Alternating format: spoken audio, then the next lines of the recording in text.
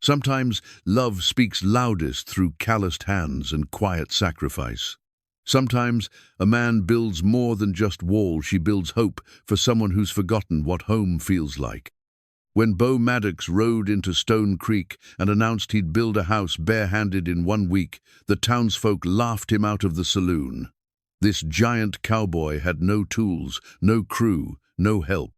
Just raw determination and a mysterious wooden hammer. Every dawn he worked, lifting timber alone, digging with his bare hands, shaping logs through pure will. The laughter turned to whispers, then stunned silence. By day 7, a beautiful cabin stood complete with smoke rising from its chimney. But why did he build it? And for whom? Before we jump back in, tell us where you're tuning in from, and if this story touches you, make sure you're subscribed because tomorrow I've saved something extra special for you. Stone Creek wasn't the kind of place where strangers arrived unnoticed. Dust settled on everything in this frontier town. The weathered storefronts, the hitching posts worn smooth by countless rains, the faces of folks who'd seen too many seasons come and go without much changing. The main street stretched barely 3 blocks, flanked by the usual collection of necessities. Henley's General Store, with its creaking porch boards, the First Bank of Stone Creek, with its imposing brick facade, and Murphy's Saloon, where most conversations worth having eventually found their way. On this particular Tuesday morning in late September, the autumn air carried the scent of wood smoke and dying leaves as the town stirred to life. Mayor Samuel Harrison adjusted his spectacles and stepped out of his office, checking his pocket watch with the precision of a man who believed punctuality was next to godliness. Across the street, Clara Joe Benton pushed open the door to her dress shop, her slight limp more pronounced in the morning chill. She'd grown accustomed to the pitying glances from neighbors who remembered her late husband Daniel, killed in the war 3 years past. Some wounds, she'd learned, never fully healed, they just became part of who you were. The rhythmic clatter of hoofbeats on hard-packed earth drew attention toward the eastern edge of town. A lone rider approached, his silhouette massive against the morning sky. Even from a distance, there was something commanding about the way he sat, his horse straight-backed, deliberate, as if he carried the weight of the world on his shoulders and had made peace with it. Beau Maddox rode into Stone Creek the way most men entered, church quietly, respectfully, but with a purpose that couldn't be ignored. He stood nearly 7 feet tall, his broad shoulders tapering to a lean waist, hands that could palm a man's head like a melon. His face bore the weathered lines of someone who'd seen more than his share of hard living, but his eyes held a gentleness that seemed at odds with his imposing frame. A worn leather saddlebag hung from his horse's flank, and tucked securely within it was a simple wooden hammer, the kind a man might use to build a birdhouse or mend a fence, nothing more. He dismounted in front of Henley's General Store, with the fluid grace of someone who'd spent more time in the saddle than on solid ground. The silver spurs on his boots caught the morning light as he tied his horse to the hitching post, checking the animal's comfort before seeing to his own needs. This small gesture didn't go unnoticed by Mrs. Henley, who watched from behind her counter with the keen interest of a woman who'd learned to read character in the small details. "Morning, ma'am," Beau said, removing his hat as he entered the store. His voice carried the soft drawl of someone raised on wide-open spaces and long silences. "I'm looking to speak with whoever handles land transactions in these parts." Mrs. Henley studied him with eyes that had seen every type of drifter, gambler, and fortune-seeker who'd passed through Stone Creek in the past 20 years. Something about this man was different, the way he held himself, the respect in his greeting, the absence of the desperate hunger that marked most newcomers. "That be Mayor Harrison," she said, nodding toward the office across the street, "though if you're looking to buy, you might want to speak with banker Cromwell first. He handles most of the financing arrangements." Beau reached into his vest pocket and withdrew a small leather pouch that clinked softly with the weight of silver coins. "I won't be needing financing, ma'am, but I appreciate the guidance." Word of the stranger's arrival spread through Stone Creek with the efficiency of a telegraph wire. By the time Beau crossed the street to the mayor's office, half the town had found reasons to step outside their shops and homes. Children pressed their faces to windows, while their mothers pretended to sweep already clean porches. Mayor Harrison greeted Beau with the practiced warmth of a politician, but his eyes held the wariness of a man who'd learned that unusual visitors often brought unusual problems. "Welcome to Stone Creek, Mr. Maddox." Beau Maddox. The handshake was firm but not crushing, another small sign of a man who understood his own strength. "I'm here to inquire about purchasing land." "Well, Mr. Maddox, that depends on what you're looking for. We've got several parcels available, though I should mention that most folks who settle here prefer to start with something modest until they get established." Beau's gaze drifted toward the window, where he could see the edge of town stretching toward open prairie. "I'm interested in that plot just past the Miller place. About 2 acres, if I'm judging right." Harrison's eyebrows rose slightly. The land Beau described was isolated, difficult to access, and generally considered unsuitable for farming or ranching. "That's available, certainly, but I should tell you it's not the most practical choice. Rocky soil, no water access, and it's a fair distance from town." "It suits my purposes." Beau set the leather pouch on the mayor's desk. "What's the asking price?" The negotiation was brief and businesslike. Beau paid in silver coins, each one examined and found genuine by the mayor's careful inspection. Within an hour, he held the deed to 2 acres of Stone Creek's least desirable real estate. News of the transaction reached banker Cromwell by midday, causing the portly man to abandon his lunch and hurry to the mayor's office. "Samuel, who is this Maddox fellow?" "Nobody pays cash for land anymore, especially not that worthless stretch by Miller's place." Harrison shrugged, still puzzled by the morning's events. "He seemed respectable enough, quiet, polite, had the money to pay. Can't say I understand his choice of property, but it's not our concern once the deed's signed." By afternoon, Beau had made his rounds to the other essential establishments. He arranged for lumber delivery at the sawmill, purchased basic supplies at the general store, and stopped by the blacksmith's shop to examine the local craftsmanship. Each interaction was polite but brief, leaving the townspeople with more questions than answers. It was during his visit to the dress shop that Beau encountered Clara Joe Benton for the first time. She stood behind her counter, carefully measuring ribbon with the precision of someone who'd learned to make every yard count.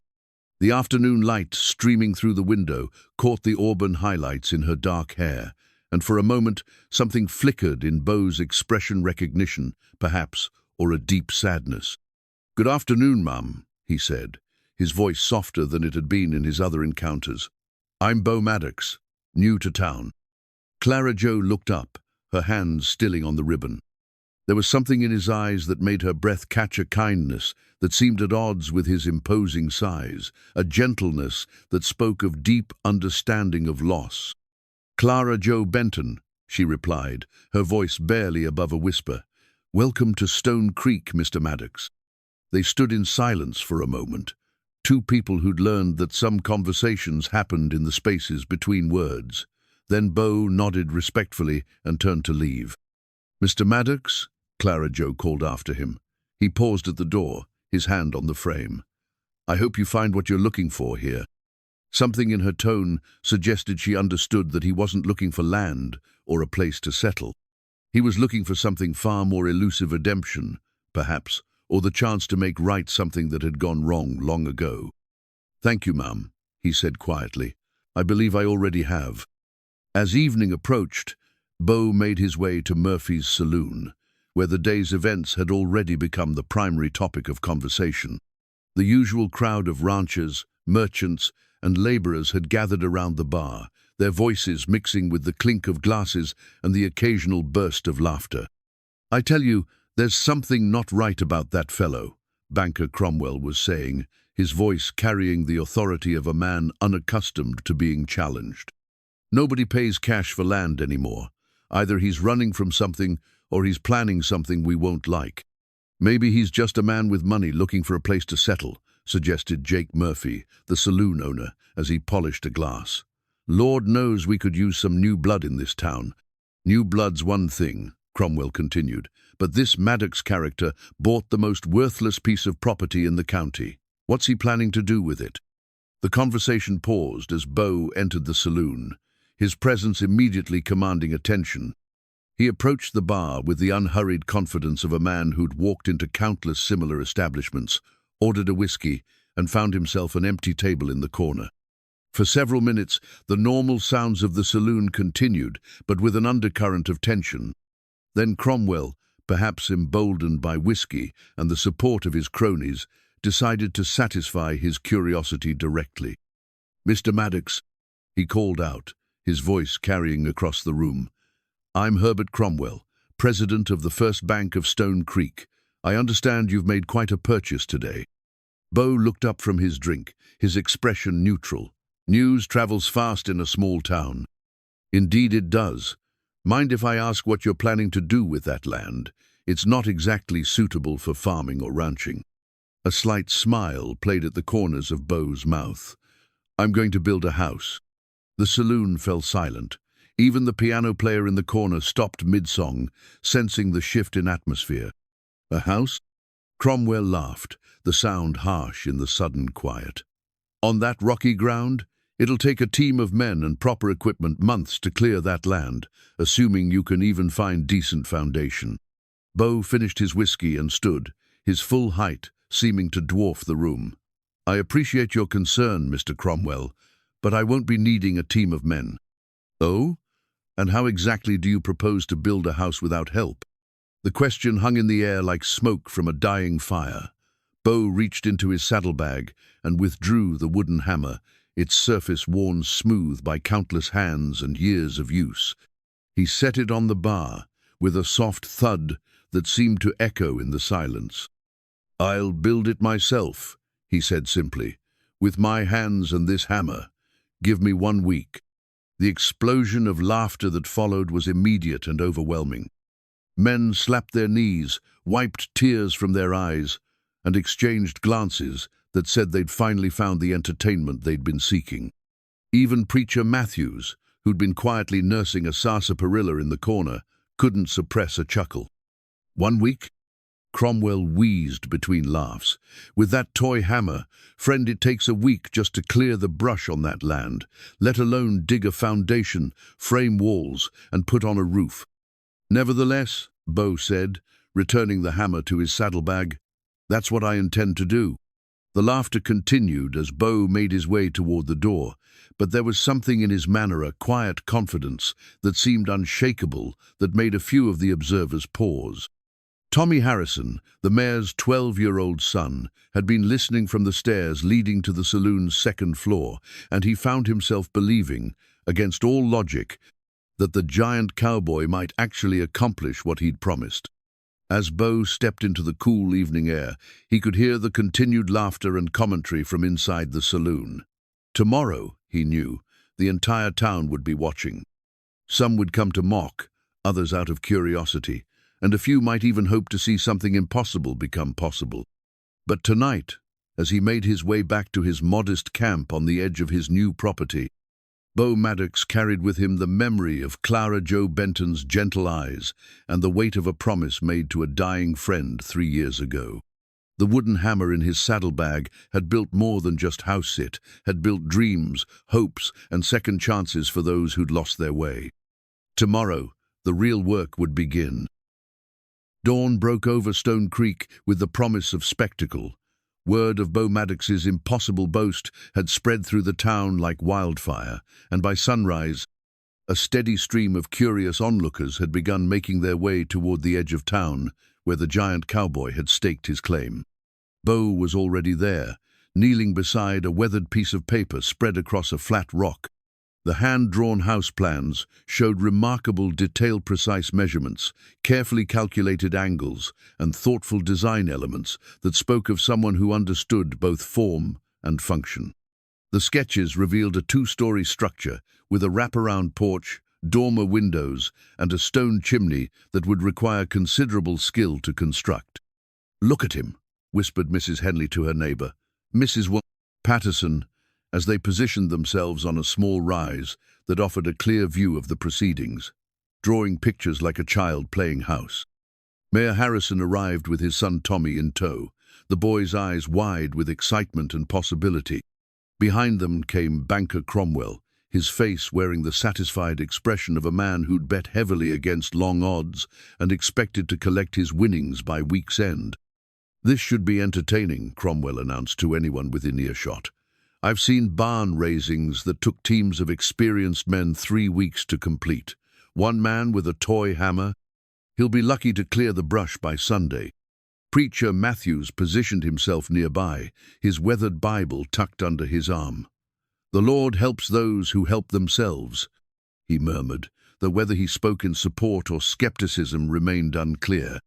Clara Joe Benton arrived quietly, taking a position apart from the main crowd. She told herself she came out of simple curiosity, but something deeper drew her to witness this moment. There was something about Beau Maddox that stirred memories she'd tried to bury, not of romance, but of the quiet strength her late husband Daniel had possessed, the way some men carried themselves with dignity, even in the face of impossible odds. Beau stood and surveyed his audience with calm acceptance. He'd expected the crowd, welcomed it even. Sometimes a man needed witnesses to the promises he made, especially when those promises reached beyond himself to touch the lives of others. "Morning, folks," he said, his voice carrying easily across the gathered crowd. "I appreciate you taking time from your busy schedules to watch me work." A ripple of laughter moved through the observers.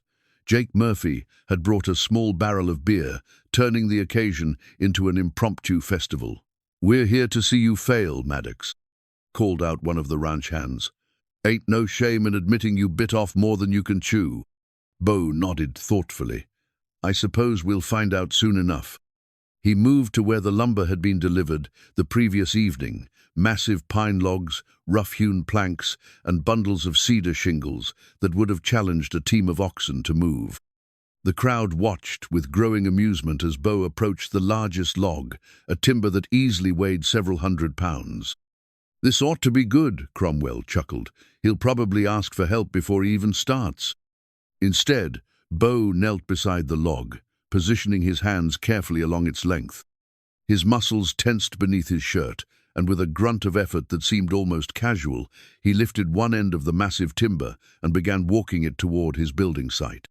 The log moved as if it weighed no more than a fence post, Beau's powerful frame handling the burden with surprising ease. The laughter died away, replaced by stunned silence. "Sweet Mary and Joseph," breathed Mrs. Patterson. "Did you see that?" Young Tommy Harrison tugged at his father's sleeve. "Pa, how's he doing that?" Mayor Harrison had no answer. In 30 years of frontier life, he'd seen strong men accomplish remarkable feats, but what Beau was demonstrating went beyond ordinary human capability. The giant cowboy continued moving lumber with methodical precision, stacking logs and planks according to some internal blueprint that seemed to require no consultation with his hand-drawn plans. By mid-morning, Beau had begun the actual construction. He used his simple wooden hammer to drive stakes, mark measurements, and shape joints with a skill that spoke of years of experience. Each blow was precise, economical, never wasted. The crowd watched in growing amazement as foundation stones began to appear, positioned with the accuracy of a master mason. "Where's he getting those stones?" someone asked. The answer became apparent as they watched Beau venture into the nearby creek bed, returning with river rocks that he'd somehow selected with an architect's eye for size and shape. Each stone fit perfectly into the growing foundation, creating a level base that would have taken most men days to achieve. Clara Joe found herself moving closer to the construction site, drawn by something she couldn't quite name. There was a rhythm to Beau's work, a meditative quality that reminded her of watching her late husband tend his small garden behind their cottage. Daniel had possessed the same patient precision, the same careful attention to detail that treated every task as worthy of his best effort. "Ma'am?" Beau's voice startled her from her reverie. He'd paused in his work, sweat beading on his forehead despite the cool morning air. "You seemed troubled by something." The crowd had grown quiet, eager to overhear this unexpected interaction. Clara Joe felt color rise in her cheeks, suddenly aware that she'd become part of the spectacle. "I was just wondering," she said, her voice barely audible, "why you're doing this." It was a simple question, but it carried weight that seemed to settle over the entire gathering. Beau set down his hammer and wiped his hands on a rag tucked into his belt. "Everyone deserves a place that feels like home," he said quietly. "Sometimes it takes someone else building it before you realize you're worthy of having it." The words hung in the air like morning mist, beautiful and somehow fragile. Clara Joe felt something shift inside her chest, a loosening of a knot she'd carried since Daniel's death. There was no mockery in Beau's voice, no pity or condescension, a simple truth spoken with the authority of someone who understood loss. "That's a fine sentiment," Banker Cromwell interjected, his voice cutting through the moment like a rusty blade. "But sentiment doesn't raise walls or nail down roofing. You've got 6 more days, Maddox, and you've barely started." Beau nodded acknowledgement and returned to his work. Throughout the afternoon, the crowd's composition changed as people drifted away to tend their own responsibilities, but a core group remained, drawn by the hypnotic rhythm of steady progress. Children arrived after school, their young minds more willing to accept the possibility of miracles than their elders' skeptical worldview. Tommy Harrison appointed himself as unofficial supervisor, asking endless questions about technique and methodology. Beau answered patiently, explaining the principles of load-bearing walls and proper joint construction with the enthusiasm of a man who genuinely loved his craft. "My pa says you can't build a whole house in a week," Tommy announced during one of these conversations. "Your pa's a smart man," Beau replied, not pausing in his work. "Most folks can't, but sometimes a man finds himself in circumstances where impossible becomes necessary." "What kind of circumstances?" Beau's hand stilled for a moment, his expression growing distant. "When you've promised someone important that you'll do something, and you only get one chance to keep that promise." As evening approached, the day's progress became undeniable. The foundation was complete, level and solid, with the first course of logs already in place. Corner posts stood straight and true, positioned with surveyor's accuracy. The skeleton of something substantial had emerged from what had been empty ground that morning. The crowd began to disperse as sunset painted the sky in shades of gold and crimson. Conversations were quieter now, less mocking and more thoughtful. Several men paused to examine Beau's work more closely, running their hands along joints that fit together with the precision of fine furniture. "I'll be damned," muttered old Pete Garrison, a carpenter whose arthritis had forced him into retirement. "These joints are better than anything I ever cut with proper tools." Clara Joe lingered as the others departed, drawn by an impulse she couldn't quite name. Beau was gathering his tools for the night, his movements showing the first signs of fatigue.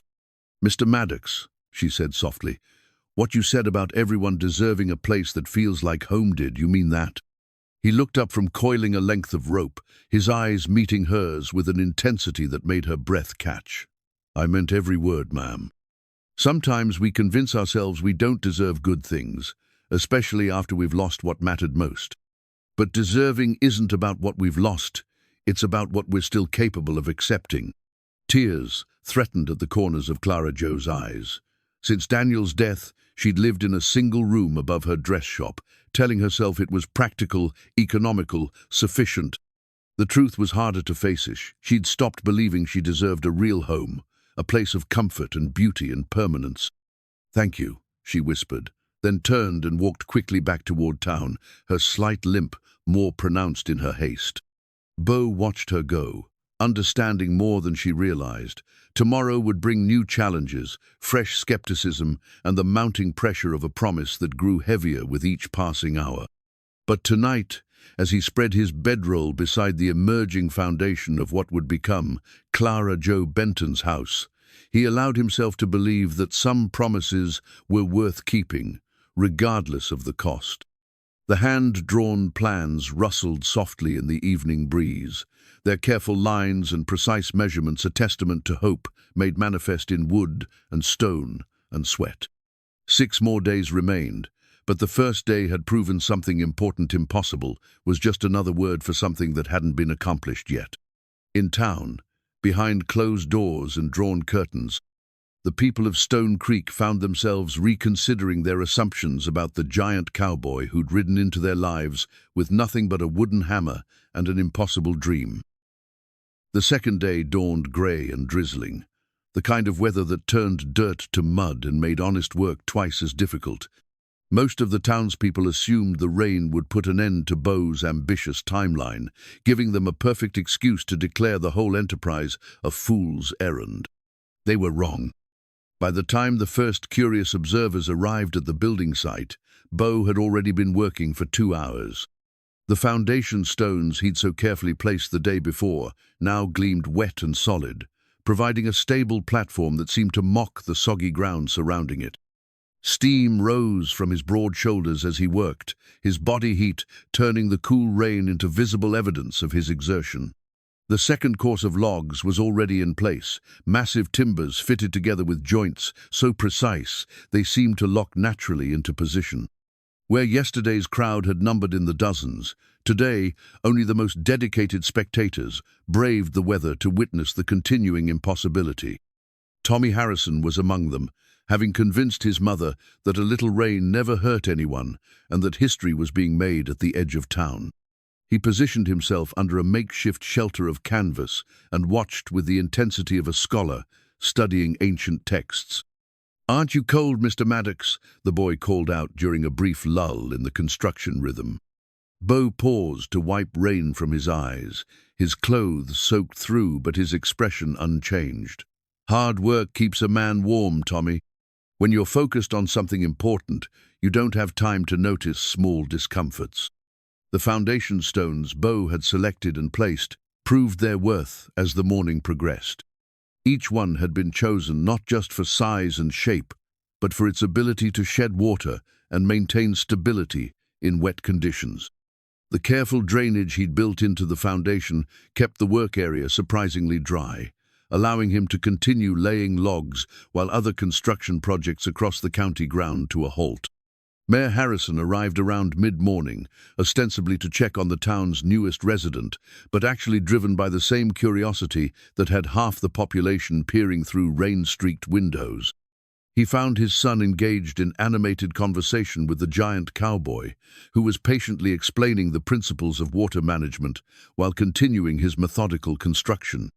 "The secret," Beau was saying as he positioned another massive log, "is to think like water.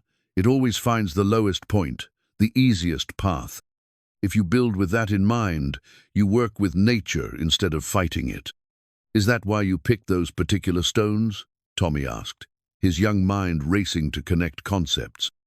"Partly, but also because each one fits exactly where it needs to be. Sometimes things look random to folks who don't understand the pattern, but there's always a pattern if you know how to see it." Mayor Harrison found himself drawn into the conversation despite his initial skepticism. "Mr. Maddox, I have to admit, your progress has been remarkable. But surely you're not planning to work in this weather all day?" Beau smiled, the expression transforming his weathered features. "Rain's just water, Mayor. Water's what makes things grow. Seems appropriate for building something meant to shelter new beginnings." The philosophical depth of the response caught Harrison off guard. He'd expected bluster or stubborn determination, not this quiet wisdom that seemed to inform every aspect of the man's approach to his impossible task.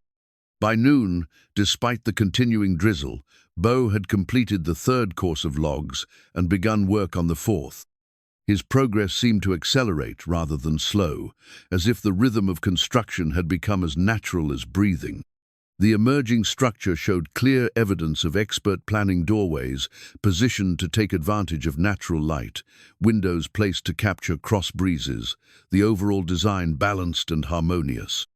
Clara Joe arrived during the afternoon, carrying a thermos of hot coffee and a thick slice of cornbread wrapped in oiled cloth. She told herself it was simple Christian charity, but the truth was more complex. Something about Beau's dedication to his impossible task had awakened feelings she'd thought buried with her husband. "I thought you might appreciate something warm," she said, approaching the work area with careful steps on the rain-slick ground. Beau straightened from his work, genuine gratitude evident in his expression. "That's very kind of you, Mrs. Benton. More than kind." The coffee was strong and hot, the cornbread sweet with real honey. Beau ate slowly, savoring both the food and the brief respite from his labors. Clara Joe found herself studying his hands as he held the cup, massive, scarred, but surprisingly gentle. These were hands that had known hard work and harder times, but also hands capable of great tenderness. "May I ask you something?" she said, surprising herself with her boldness. "Of course. Yesterday you said everyone deserves a place that feels like home. Do you have such a place?" The question hung between them like the mist rising from the wet earth. Beau considered his answer carefully, understanding that his words carried weight beyond their literal meaning. "I've been searching for one most of my life," he said finally. "Sometimes a man has to build what he's looking for, even if it's not meant for him to keep. That seems lonely. Only if you think building something beautiful for someone else is a waste of time. I've found that the most meaningful work often benefits others more than ourselves." Clara Joe felt tears threatening again, but this time they carried warmth rather than sorrow. There was something in Beau's philosophy that spoke to parts of her heart she'd thought permanently closed. Since Daniel's death, she'd focused entirely on survival, on maintaining her modest business and avoiding dependence on others. The possibility of joy, of beauty for its own sake, had seemed like luxuries she couldn't afford. "The house you're building," she said quietly, "it's not for you, is it?" Beau's hands stilled on the coffee cup. "What makes you think that?" "The way you talk about it. The care you're putting into details that most men would skip. You're building it for someone you care about." "Yes," he said simply. "I am." The admission hung between them, heavy with implications neither was quite ready to explore. Clara Joe felt a flutter of something she couldn't quite name, curiosity, mixed with an emotion she didn't dare identify. As the afternoon wore on, more townspeople ventured out despite the weather. The emerging structure had a magnetic quality that drew observers despite the rain and mud. Banker Cromwell arrived with several associates, their expressions showing the first cracks in their confident skepticism. "I'll admit the foundation work is impressive," Cromwell said to his companions, his voice carrying clearly across the construction site. "But anyone can stack logs. The real test comes with the roof work, the finishing details. That's where this whole charade will fall apart." Beau gave no indication that he'd heard the comments, but Tommy Harrison's young face flushed with indignation. "He's doing better than anyone thought possible," the boy declared loudly. "Maybe you should wait and see before you decide he's going to fail." "Tommy," his father warned, but there was pride in his voice. The boy had grown protective of the giant cowboy, adopting him as a personal hero in the way that children sometimes do with adults who treat them as equals rather than nuisances. As evening approached, the rain finally stopped, leaving the air clean and sharp with the scent of wet earth and growing things. The fourth course of logs was complete, and the structure had begun to take on the unmistakable shape of a substantial dwelling. Corner posts rose straight and true, the foundation stones provided perfect drainage, and every joint showed the precision of master craftsmanship. The crowd began to disperse as darkness fell, but their conversations were different now. The mocking laughter of the first day had been replaced by thoughtful discussion and grudging respect. Several men lingered to examine the construction more closely, running their hands along perfectly fitted joints and shaking their heads in amazement. Clara Joe was among the last to leave, drawn by an impulse she couldn't quite understand. As she prepared to go, Beau approached her with something in his hand, a small wooden flower, carved from a scrap of lumber with his pocket knife. "For bringing the coffee," he said simply, "and for asking the right questions." The carving was exquisite, every petal perfectly formed, the stem gracefully curved. It was the kind of gift that spoke of hours of patient work, yet he offered it as casually as if he'd picked it from a garden. "It's beautiful," Clara Joe whispered, her fingers tracing the delicate details. "When did you have time to make this?" "A man finds time for the things that matter." Beau replied. Beauty doesn't require permission or perfect circumstances. Sometimes it just requires someone willing to see the possibility hidden in ordinary things. Clara Joe walked back to town with the wooden flower cradled in her palm, its weight far greater than its size suggested. Behind her, the emerging house stood against the clearing sky like a promise half-kept, its foundation stones gleaming in the starlight, solid and permanent and full of hope. Days 3 and 4 brought clear skies and the kind of crisp autumn weather that made honest work a pleasure rather than a burden. The transformation at the building site had become the talk of Stone Creek, drawing larger crowds each day as word spread to neighboring settlements about the giant cowboy who was attempting the impossible. Beau's skill with wood had evolved beyond anything the observers had imagined possible. The notched logs he fitted together showed craftsmanship that rivaled the finest furniture makers in the territory. Each timber was shaped with mathematical precision, creating joints that locked together so perfectly they seemed to have grown that way naturally. The wooden hammer that had drawn so much initial mockery proved to be exactly the right tool for the delicate work of fitting and adjusting these complex connections. "I've never seen anything like it," admitted Pete Garrison, the retired carpenter who'd become a daily fixture at the site. "Those joints are tighter than anything I ever cut with a full set of tools. It's like he sees exactly how each piece needs to fit before he even starts shaping it." Tommy Harrison had appointed himself as Beau's unofficial assistant, fetching water, organizing tools, and asking endless questions about construction techniques. The boy's fascination with the project had grown beyond simple hero worship into genuine appreciation for the artistry involved in transforming raw lumber into something beautiful and functional. "How do you know where each log goes?" Tommy asked as he watched Beau select another massive timber from the diminishing pile. "Same way a musician knows which note comes next in a song," Beau replied, running his hands along the wood grain to assess its characteristics. "You listen to what the material wants to be, then help it become that." The crowd had developed its own rhythm over the past few days. Early morning brought the true believers, mostly children, and a few adults who'd begun to suspect they were witnessing something extraordinary. Midday drew the skeptics and casual observers, many of whom arrived expecting to find evidence of failure or shortcuts. Evening brought the thoughtful watchers, people who came not to mock or doubt, but to understand how one man with simple tools could accomplish what seemed impossible. Clara Joe Benton had become part of this evening group, though she told herself her interest was purely practical.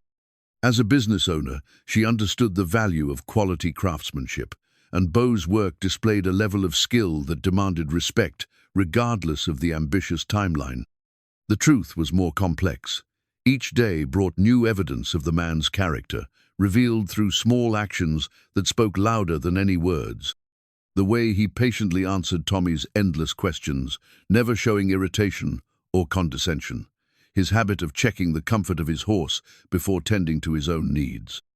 The careful attention he paid to clean up each evening, leaving the worksite organized and respectful of the land. On the third day, Clara Joe had brought lunch, again sandwiches and fresh milk from the dairy. She'd expected a brief exchange of pleasantries, but instead found herself drawn into a conversation that revealed unexpected depths to the taciturn cowboy. "Mrs. Benton," Beau had said as they sat in the shade of a nearby cottonwood, "may I ask about your husband? Tommy mentioned you'd lost him in the war." The question might have seemed intrusive from another man, but something in Beau's tonier gentleness, born of his own familiarity with loss, made it feel natural rather than prying. "Daniel was with the 2nd Colorado Regiment," Clara Joe replied, her voice steady despite the emotion the memories carried. "He died at Glorieta Pass, trying to help wounded soldiers reach safety. They said he saved 6 men before." She paused, gathering herself. "Before he didn't come back." Beau nodded slowly, his expression showing deep understanding rather than mere sympathy. "He sounds like a man who understood that some things are worth any sacrifice." He was. Daniel always said that a man's character was measured by what he was willing to do for others when no one was watching. I used to think that was just pretty words, but after he was gone, I realized it was how he lived every day. "Wise man," Beau said quietly. "Sounds like he knew what really mattered." Something in his tone made Clara Joe look more closely at his face. There was a depth of understanding there that spoke of personal experience with loss, with the particular kind of grief that came from losing someone whose character had shaped your own understanding of what was possible in human nature. "Did you know soldiers during the war?" she asked gently. "I knew some good men who didn't come home," Beau replied, "and I promised one of them I'd do something important if I survived when he didn't. Sometimes the living carry obligations to the dead that can't be explained, only honored." The conversation had ended there, but its echoes had followed Clara Joe through the rest of the day and into her dreams. There was something about Beau Maddox that connected to her memories of Daniel not romantically, but spiritually. Both men seemed to share an understanding that true strength was found in service to others, that the most meaningful work often went unrecognized and unrewarded. By the fourth day, the house had taken on unmistakable form. Walls rose to shoulder height, window openings, framed views of the prairie beyond, and the careful placement of each element revealed an architect's eye for proportion and beauty. The structure seemed to grow organically from its foundation, as if it had always belonged on that particular piece of ground. Banker Cromwell's confidence had begun to waver as he watched the steady progress. What had seemed like an impossible boast now looked increasingly achievable, threatening both his reputation as a shrewd judge of character and the substantial sums he'd wagered against Beau's success. "There's got to be some explanation," he muttered to Mayor Harrison as they stood watching Beau shape another perfectly fitted joint. "Maybe he's had help at night, or he's using some kind of special tools we can't see." Harrison shook his head slowly. "I've been here since before dawn each day, Herbert. It's just the man, his hammer, and more skill than should be possible. Sometimes we have to accept that our assumptions about what's possible were simply wrong." The mayor's son had developed an encyclopedic knowledge of Beau's construction techniques, enthusiastically explaining them to anyone willing to listen. "See how he cuts that notch at an angle," Tommy would say, his young voice full of authority. "That makes the logs lock together so tight they can't shift even in a strong wind. And the way he selects each piece, he knows exactly which part of which log goes where before he even starts cutting." As the fourth day drew to a close, Beau began work on the most technically challenging aspect of the construction, the staircase that would provide access to the second floor. The complexity of cutting and fitting the stringers, treads, and risers with nothing but hand tools seemed to present an insurmountable obstacle. Instead, it became another demonstration of impossible skill made manifest. Beau shaped each component with the precision of a master cabinet maker, creating a staircase that seemed to flow upward like a frozen waterfall. The craftsmanship was so exquisite that several observers compared it to furniture they'd seen in the finest hotels in Denver or Kansas City. Clara Joe found herself transfixed by the artistry involved. Each step was perfectly proportioned, the handrail carved from a single piece of wood with flowing curves that invited the touch. This wasn't merely functional construction, it was sculpture, art, a testament to the transformative power of skill combined with dedication. "It's beautiful," she whispered, her voice carrying clearly in the evening stillness. Beau looked up from his work, his face showing the fatigue of 4 days of intensive labor, but also a satisfaction that went beyond physical accomplishment. "Beauty matters," he said simply. "Whoever lives here should climb these stairs feeling joy, not just reaching the second floor." The casual way he spoke of "whoever lives here" struck Clara Joe like a physical blow.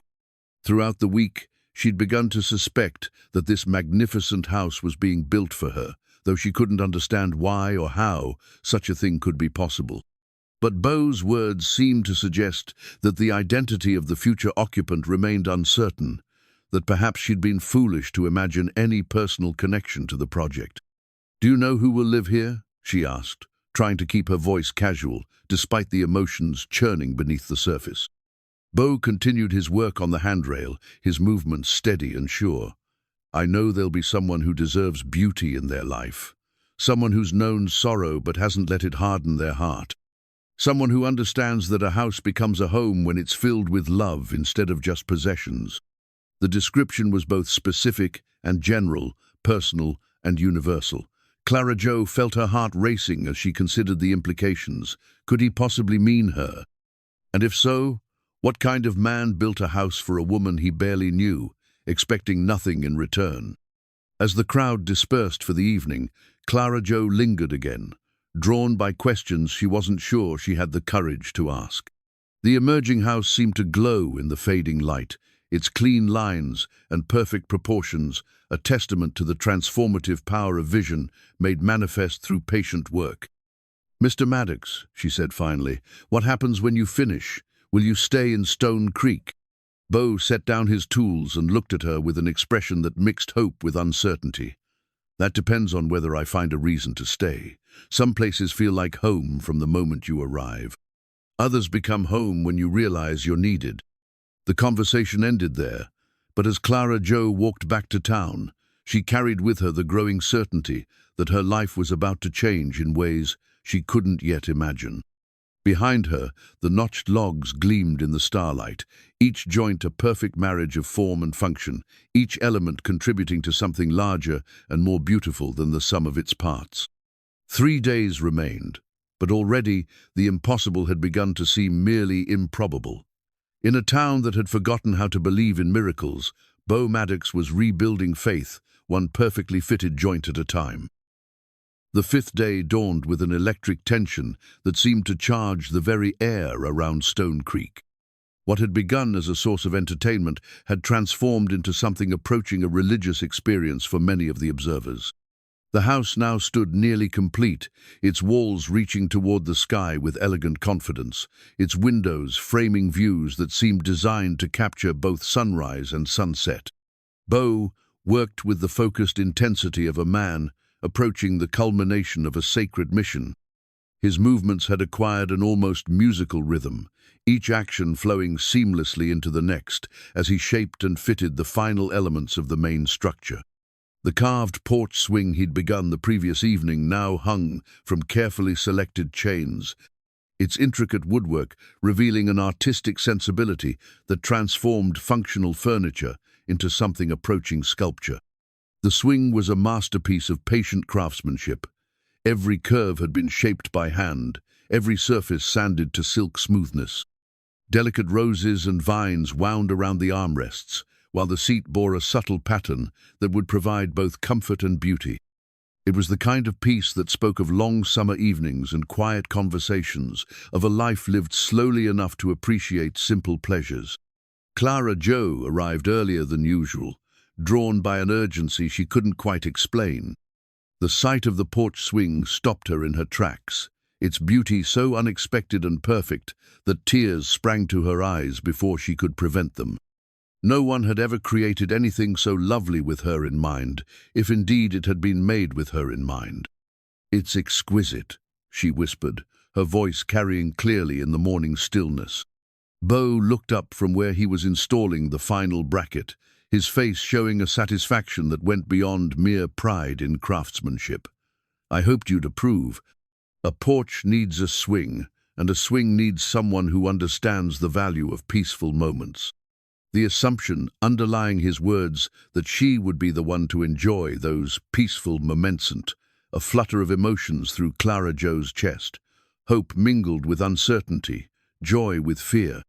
Since Daniel's death, she'd built walls around her heart as carefully as Beau built walls for houses. The possibility of tearing down those barriers felt both thrilling and terrifying. "Mr. Maddox," she began, then stopped, unsure how to voice the questions that had been building in her mind for days. "Just Beau, ma'am. We've moved past formal titles, I think." "Beau, then. This house, it's magnificent.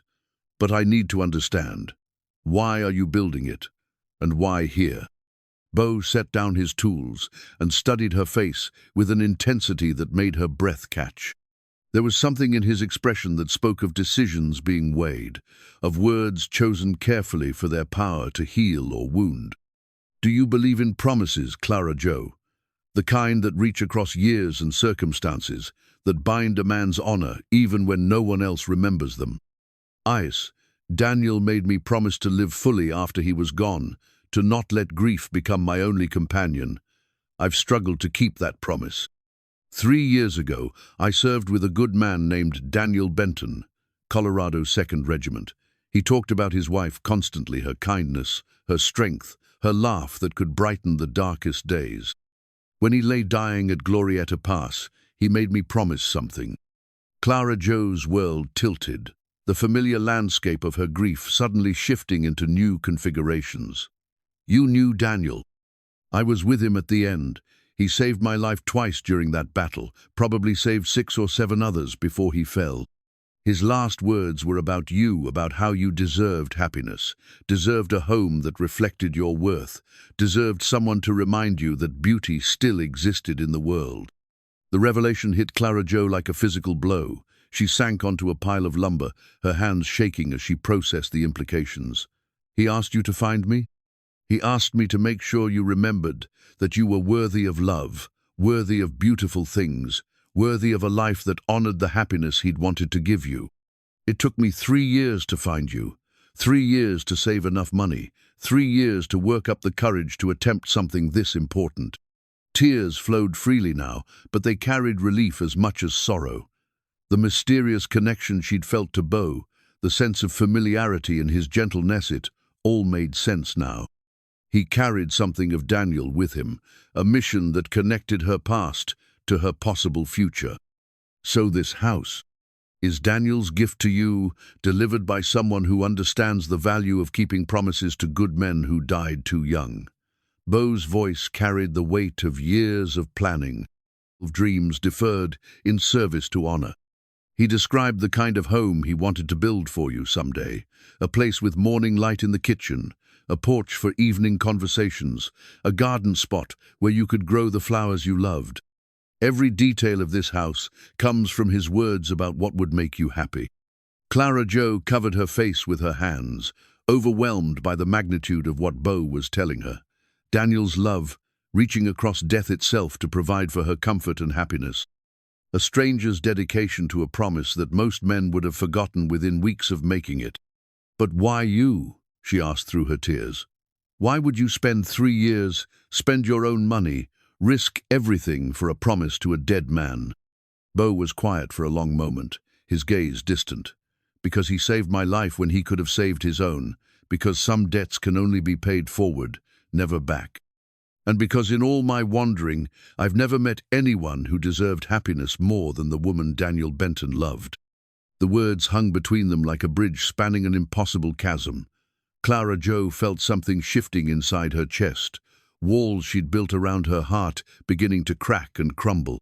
For 3 years, she'd lived in a grey world of mere survival, convinced that joy and beauty were luxuries she could no longer afford. Now, suddenly, she was being offered not just comfort but abundance, not just shelter, but a home designed specifically for her happiness. I don't know how to accept this, she whispered. I don't know how to be worthy of such a gift. You're already worthy, Beau said simply. Daniel saw it, and he had excellent judgment about character. The question isn't whether you deserve it, the question is whether you're brave enough to accept it. Around them, the usual crowd of observers had begun to gather, but they maintained a respectful distance, sensing that something profound was unfolding.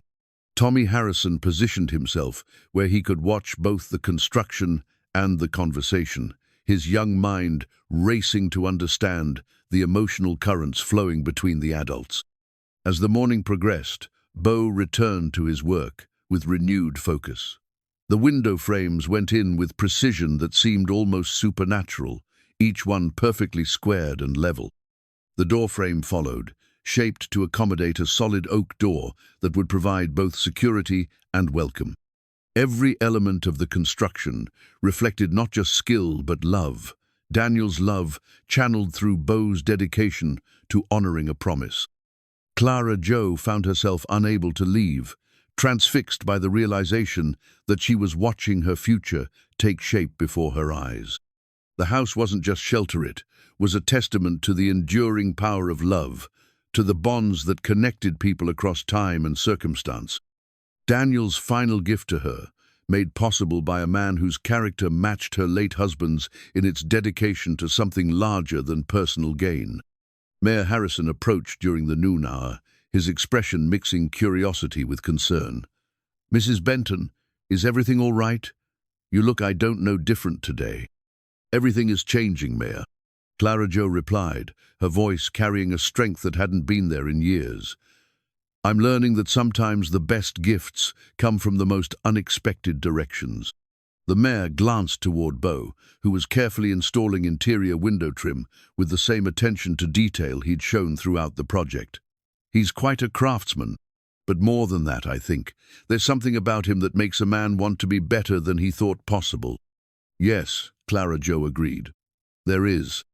As afternoon shadows began to lengthen, Beau completed the last of the window installations and began work on the interior elements that would transform the structure from impressive construction to actual home. Shelving appeared in the kitchen area, perfectly proportioned for a woman of Clara Joe's height. A built-in writing desk materialized near the front window, positioned to catch the best light for correspondence or bookkeeping. Each detail revealed the depth of Daniel's observations about his wife's preferences and needs. He'd noticed things she hadn't even realized about herself, the way she favored her right hand, the height that felt most comfortable for work surfaces, the importance of natural light for close work. Through Beau's skilled hands, these observations became reality, creating a living space that seemed designed by someone who'd studied her habits for years. The carved porch swing swayed gently in the afternoon breeze, its chains catching the light like silver jewelry. Clara Joe found herself imagining summer evenings spent there, watching the sunset paint the prairie in shades of gold and crimson. For the first time since Daniel's death, the future seemed to hold possibilities beyond mere endurance.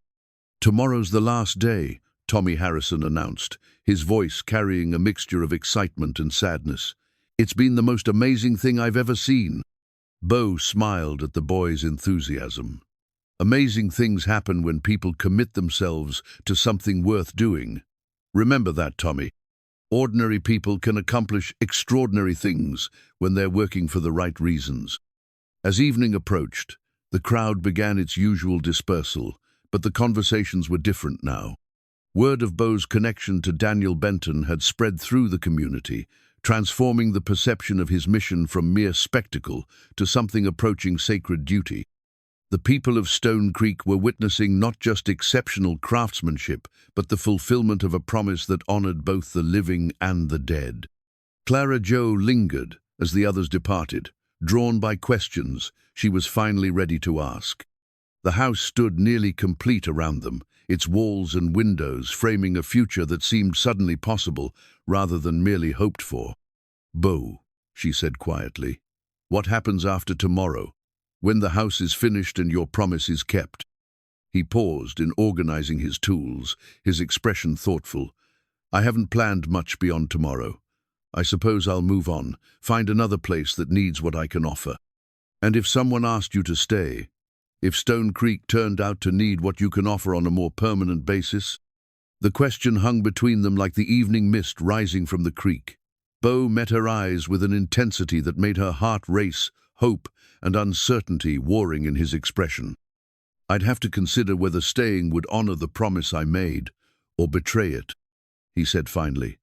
"Whether the man who asked me to ensure your happiness would approve of the feelings I've developed for his wife." The admission hung in the air like a prayer, waiting for an answer. Clara Joe felt her breath catch, her heart hammering against her ribs as she processed the implications of his words. The possibility she'd hardly dared imagine was real. This magnificent man, this keeper of impossible promises, had come to care for her as more than just an obligation to a dead friend. "I think," she said softly, "that Daniel would want us both to be happy, and I think he was wise enough to choose someone whose heart was capable of honoring both the past and the future." The carved porch swing moved gently in the evening breeze, ready to hold two people who were learning that love sometimes arrived through the most unexpected channels, carried by the most dedicated messengers, and delivered exactly when the heart was ready to receive it. The sixth day arrived with a crystalline clarity that seemed to transform the ordinary landscape into something luminous and eternal. The house stood nearly complete, its walls solid and true, its windows gleaming like jewels in the morning light. Only the roof and final finishing touches remained, but Beau worked with the focused intensity of a man who understood that this day would determine whether his impossible promise could be kept. The stone chimney rose from the center of the structure like a monument to permanence and warmth. Beau had built it using river stones, selected not just for their structural properties, but for their beauty, creating a mosaic of natural colors and textures that seemed to tell the story of the land itself. Each stone had been carefully positioned, mortared with a mixture that would withstand decades of weather and use. The chimney represented more than functional necessity. It was the heart of the home, the source of warmth that would make the difference between mere shelter and true sanctuary. Clara Joe watched as Beau fitted the final stones at the top, his movements sure and precise despite the height and difficulty of the work. "Careful up there," she called, her voice carrying a note of concern that surprised them both with its intimacy. Beau paused in his work, looking down at her with an expression that mixed gratitude with something deeper. "A man works more carefully when he has someone to come home to," he said, the words carrying implications that made Clara Joe's heart flutter. The crowd that gathered for this penultimate day was larger than any previous audience, drawn by the growing certainty that they were witnessing something genuinely historic. Representatives from neighboring towns had arrived overnight, word having spread about the giant Cowboy, who was single-handedly constructing a house that would have challenged a full crew of experienced builders. Tommy Harrison had established himself as the unofficial narrator of events, enthusiastically explaining construction techniques to newcomers with the authority of someone who'd witnessed every moment of the process. "See how he selected each stone," the boy would say, his voice full of pride. "He didn't just grab any old rock.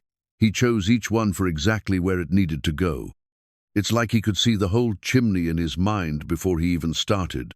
The technical accomplishment was undeniable, but something else was drawing the crowds, the growing understanding that this was about more than construction.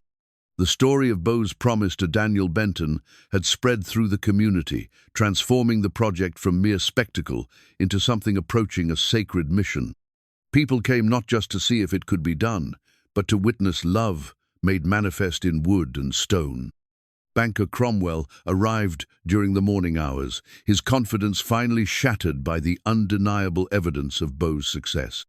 The substantial sums he'd wagered against the project's completion now represented not just financial loss but public humiliation. His pompous certainty about the impossibility of the task had been revealed as simple failure of imagination. "I owe you an apology, Mr. Maddox," Cromwell announced loudly enough for the entire crowd to hear. "I judged you by my own limitations rather than your actual capabilities. It was small-minded and unworthy." Beau looked down from where he was working on the roofline, his expression showing neither triumph nor resentment. "No apology needed, Mr. Cromwell. Most folks assume things can't be done because they've never seen them attempted. Skepticism keeps us honest." The gracious response only served to highlight the difference between the two men's characters. Where Cromwell had been petty and small, Beau remained generous and understanding. The contrast wasn't lost on the observing crowd, many of whom began to reconsider their own judgments about what was possible when dedication met with genuine skill. Preacher Matthews had arrived early and positioned himself where he could observe both the construction and the community's reaction to it. As a man who dealt professionally with questions of faith and doubt, he found the past week profoundly instructive. "Sometimes," he said to Mayor Harrison, "the Lord sends us reminders that His greatest works are accomplished through human hands, guided by love." Clara Joe spent the morning helping in ways that felt natural and necessary, organizing tools, bringing water, providing the kind of support that allowed Beau to maintain his focus on the increasingly complex finishing work. Their collaboration had evolved into something seamless and intimate, two people working toward a shared goal with the efficiency of long partnership. "Hand me that level," Beau called from the roof, and Clara Joe knew exactly which tool he meant, exactly where he'd left it, exactly how to pass it up without breaking his rhythm.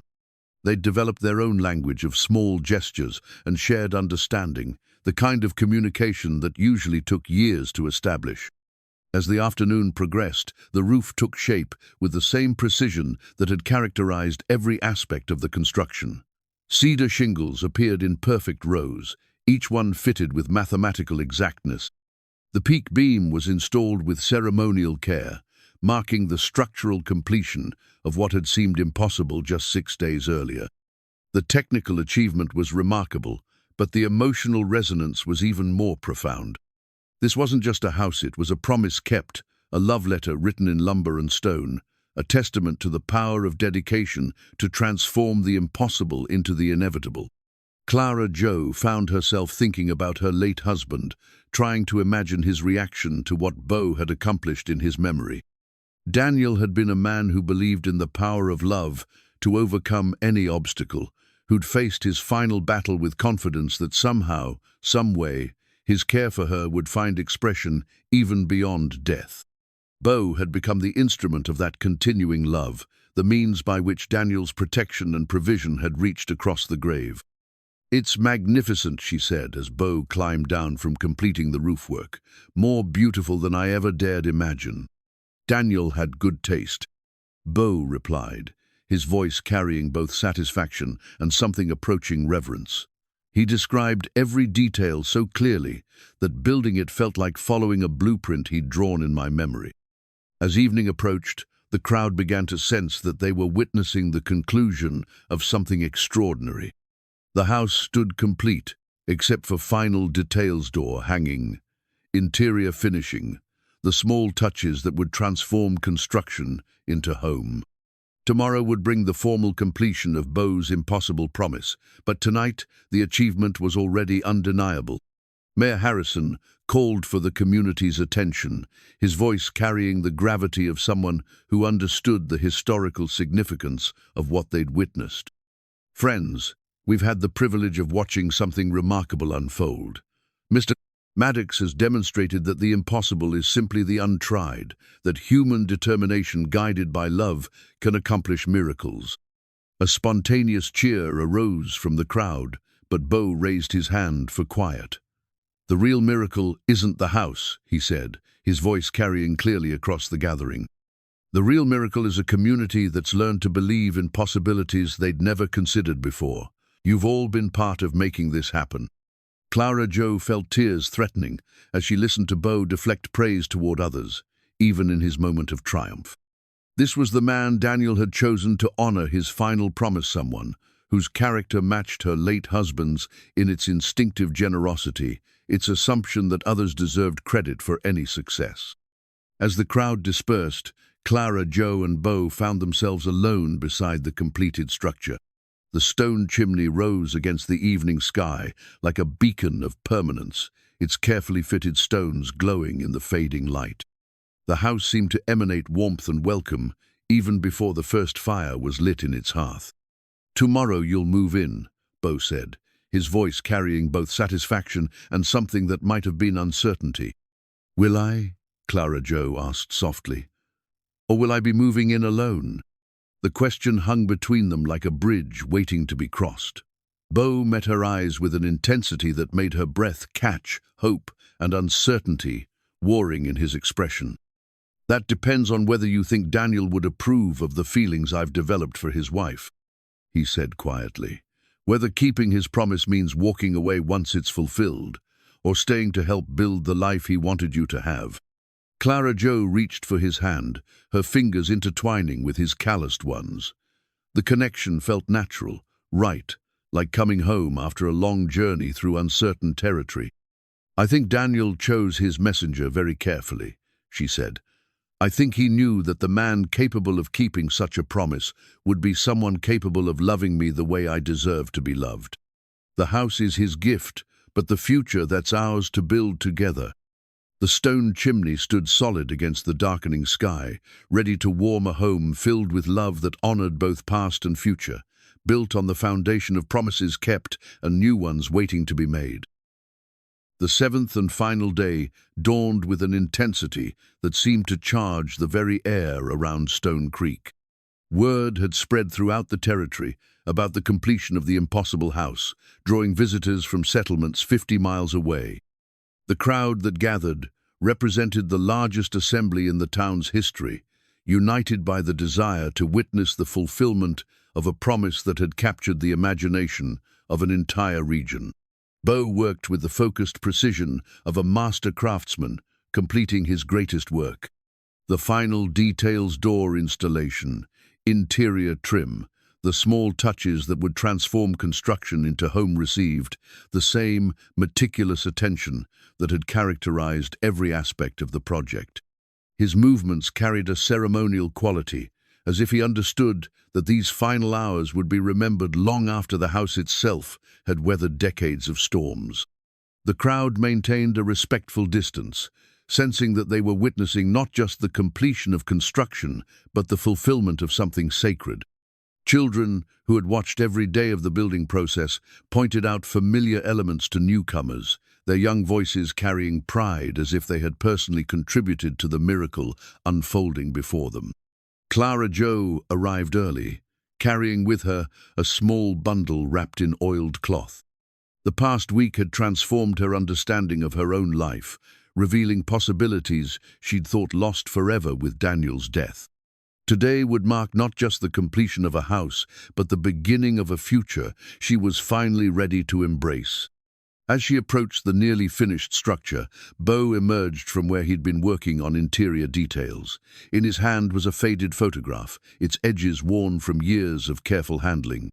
The image showed two soldiers in uniform, their arms around each other's shoulders, in the way of men who'd shared dangers and formed bonds that transcended ordinary friendship. Clara Joe's breath caught as she recognized one of the faces. "That's Daniel," she whispered, her voice barely audible above the morning breeze. "And that's me," Beau replied quietly. "The day before Glorietta Pass, we'd been talking about you, about the house he wanted to build when the war ended. He made me promise to find you if something happened to him, to make sure you knew how much you were loved." The photograph revealed more than just Beau's connection to her late husband. It showed the depth of friendship that had bound the two men together.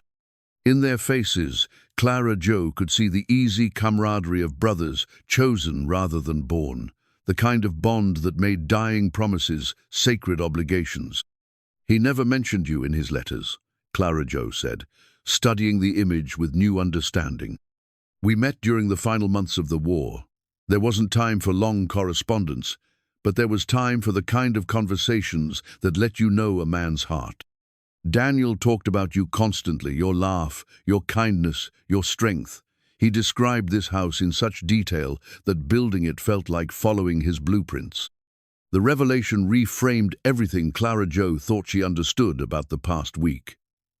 This hadn't been simply an act of charity from a stranger. It had been the fulfillment of a sacred trust between brothers in arms, a promise that had shaped 3 years of Beau's life as he searched for her and saved money for the construction. "Why didn't you tell me this from the beginning?" she asked, emotions churning beneath her carefully controlled exterior. "Because I needed to know if you could accept the gift for what it was, Daniel's love, made manifest, before you complicated it with gratitude to me. The house had to be his, not mine, for it to serve its real purpose."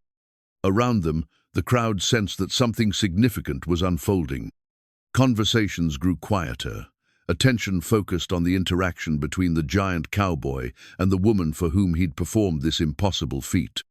Tommy Harrison positioned himself where he could observe both faces, his young mind racing to understand the emotional currents flowing between the adults. Beau led Clara Joe to where he'd positioned a small wooden box beside the front door. Inside, nestled in soft cloth, was a brass key hand-forged with intricate detail. The key represented more than access to the house. It symbolized Clara Joe's agency in choosing her own future, her power to unlock new possibilities that had been placed within her reach. "This is yours," Beau said, offering the key with hands that trembled almost imperceptibly. along with everything else, the house, the land, the future Daniel wanted you to have. No obligations, no expectations beyond your own happiness. Clara Joe took the key, its weight far greater than its size suggested.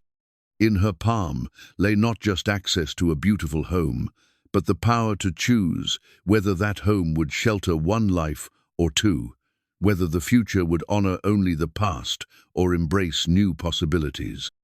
"And what about your future?" she asked, her voice carrying implications that made several nearby observers lean closer to catch his response.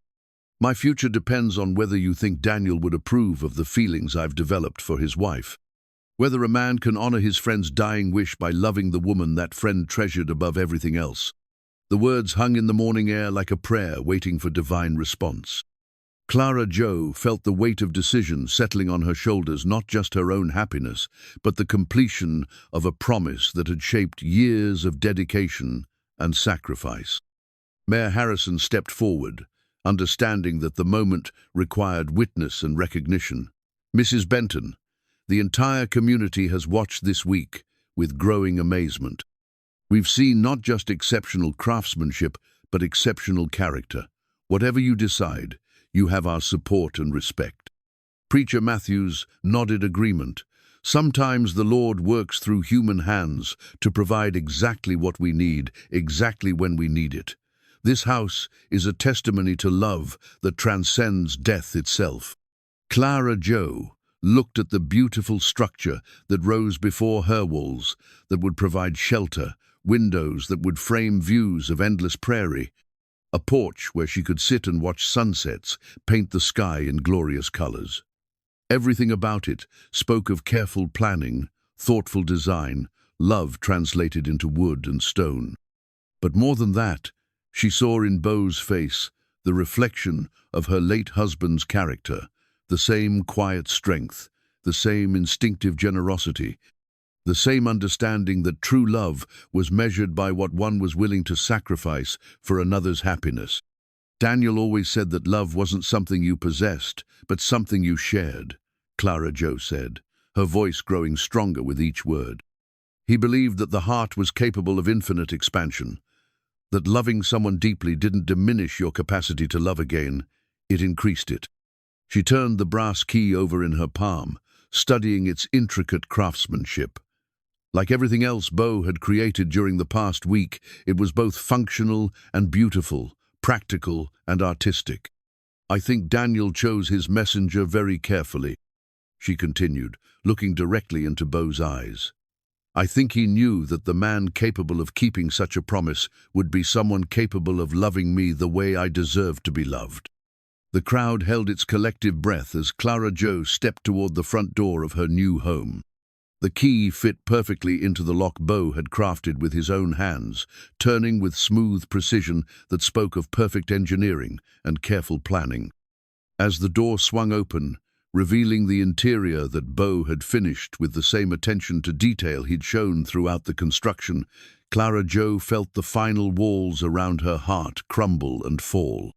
This wasn't just a house, it was a home, designed specifically for her happiness, built with love that had survived death and distance and time. "Will you help me make this a home?" she asked, turning back to Beau with the key still in her hand. The smile that transformed his weathered features was answer enough, but he spoke anyway, his voice carrying across the gathering crowd. "I'd be honored to try, if you think Daniel would approve." "I think," Clara Joe said softly, "that Daniel is smiling right now, knowing that his two favorite people in the world have found each other." The faded photograph fluttered in the morning breeze, its image capturing a moment of friendship that had reached across years and death to create something beautiful and lasting. The house stood ready to shelter a love that honored both past and future, built on the foundation of promises kept and new ones waiting to be made. The brass door key gleamed in Clara Joe's palm like a talisman of transformation, its weight far exceeding its modest size. Around them, the largest crowd in Stone Creek's history had gathered to witness what everyone understood would be a moment of profound significance, just the completion of an impossible construction project. but the fulfillment of promises that reached across death itself to touch the living. Beau stood beside the finished house, his massive frame somehow diminished by the emotional magnitude of what was unfolding. For 3 years, he'd carried the weight of Daniel Benton's dying words, the sacred obligation to ensure that a good man's widow knew she was worthy of love and beauty and all the happiness that had been cut short by war. Now, with the house complete and the key in Clara Joe's hand, he faced the most uncertain moment of his long journey. Mayor Harrison stepped forward, understanding that the community needed to acknowledge what they'd witnessed. "Friends," he called to the assembled crowd, his voice carrying the gravity of historical significance. "We've had the privilege of watching something remarkable unfold this week. What began as doubt about one man's boast has become testimony to the power of love and determination." The crowd murmured agreement, but their attention remained focused on Clara, Joe, and Beau, two people standing at the threshold of possibilities that neither had imagined just 7 days earlier. The house rose behind them like a monument to persistence, its every detail speaking of care that went far beyond mere construction. Clara Joe turned the key over in her palm, studying its intricate engravings. The metalwork showed the same attention to beauty that had characterized every aspect of the building, functional elements elevated to art through patient craftsmanship. This wasn't just a tool for opening doors. It was a symbol of agency, of the power to choose one's own future from among the possibilities that love had placed within reach. "Mrs. Benton," Preacher Matthews said gently, "would you like me to offer a blessing for the house? It seems fitting that something built with such love should be consecrated to the happiness it was designed to shelter." Clara Joe nodded, her throat too tight with emotion for immediate speech. The preacher's words carried weight beyond religious ceremony. They acknowledged that this house represented something sacred, a testament to bonds that transcended the ordinary limitations of mortality. As Preacher Matthews began his blessing, Tommy Harrison tugged at his father's sleeve. "Pa," the boy whispered, "are they going to get married?" The innocent question carried across the gathering, causing several adults to exchange meaningful glances. The possibility that had been implicit in the week's events was becoming explicit, the logical conclusion of a love story that had unfolded in full view of the community. Mayor Harrison placed a gentle hand on his son's shoulder. "That's for them to decide, Tommy, but whatever they choose, they have our support and blessing." Banker Cromwell, his earlier skepticism transformed into grudging respect, approached with an envelope in his hand. "Mr. Maddox," he said formally, "I owe you the money I lost, betting against your success. But more than that, I owe you an apology for my small-minded assumptions about what was possible." Beau accepted the envelope with grace that somehow made Cromwell's earlier mockery seem petty by comparison. "Keep your money, Mr. Cromwell. Invest it in something that builds up your community, instead of tearing down its dreamers."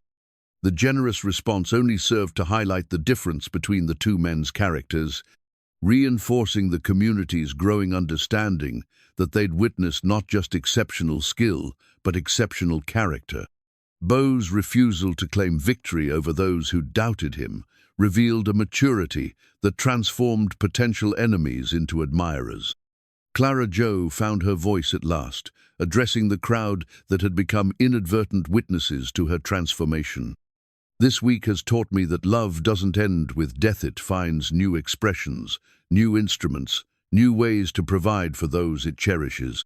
My late husband's love for me has been made manifest through this house, delivered by a man whose character matches Daniel's in its dedication to something larger than personal gain." Her words carried across the gathering like benediction, acknowledging both the past that had shaped her and the future that now lay within her reach. The crowd listened with the reverence due to someone who'd learned profound truths through profound loss. "But accepting this gift," Clara Joe continued, "means accepting not just a house, but a new understanding of what's possible in a life I thought was finished. It means believing that I'm worthy of beautiful things, capable of new love, deserving of happiness that honors both who I've been and who I might become." Beau stepped closer, his expression mixing hope with uncertainty. Clara Joe, you don't owe anyone explanations about your choices. This house is yours, regardless of any other decisions. Daniel wanted you to have a home that reflected your worth, that's accomplished, whether I'm part of your future or not. The nobility of his words offering her complete freedom, even as his own happiness hung in the balance, moved several women in the crowd to tears. This was a man who understood that true love was measured by what it was willing to sacrifice, not what it sought to gain. Clara Joe felt the final barriers around her heart dissolve as she recognized the depth of character that had driven Beau's impossible week of construction. Here was a man who'd spent 3 years and his life savings to honor a promise to a dead friend, asking nothing in return but the satisfaction of duty fulfilled. The same strength that had moved massive timbers single-handedly was now offering her the most delicate gift of all, the freedom to choose her own path without obligation or pressure. "You're right," she said softly, her voice carrying clearly in the morning stillness. "I don't owe anyone explanations, but I owe myself honesty about what I want, what I'm ready to accept, what kind of future I'm brave enough to build." She turned toward the house, its windows catching the morning light like promises of bright tomorrows. Every detail spoke of love, translated into practical beauty, from the carefully fitted joints that would withstand decades of weather to the carved details that served no purpose except to bring joy to those who'd see them daily. Daniel used to say that the heart wasn't a finite resource, but an infinite one, Clara Joe continued, her voice growing stronger with each word. That loving someone deeply didn't diminish your capacity for love, it increased it. That the greatest tragedy wasn't losing love, but refusing to accept it when it was offered again. Beau's hands trembled slightly as he processed the implications of her words. For 3 years, he'd focused entirely on fulfilling his promise to Daniel, never allowing himself to hope that Clara Joe might come to care for him as more than just the messenger of her late husband's love. "I've been afraid," Clara Joe admitted, her honesty cutting through the morning air like sunlight through mist. Afraid that accepting happiness would somehow dishonor Daniel's memory, that moving forward meant leaving him behind. But this week has taught me that the opposite is true, that the best way to honor someone's love is to let it transform you into someone capable of loving again. The crowd held its collective breath as Clara Joe stepped toward the front door of her new home.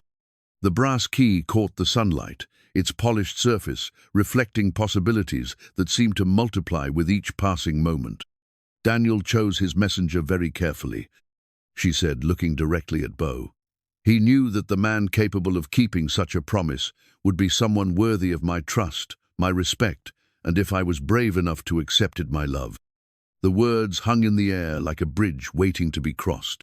Beau's expression showed the careful hope of a man who'd learned not to take good fortune for granted, who understood that the most precious gifts often required the most courage to accept.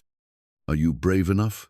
he asked quietly, his voice carrying years of longing tempered by respect for her autonomy.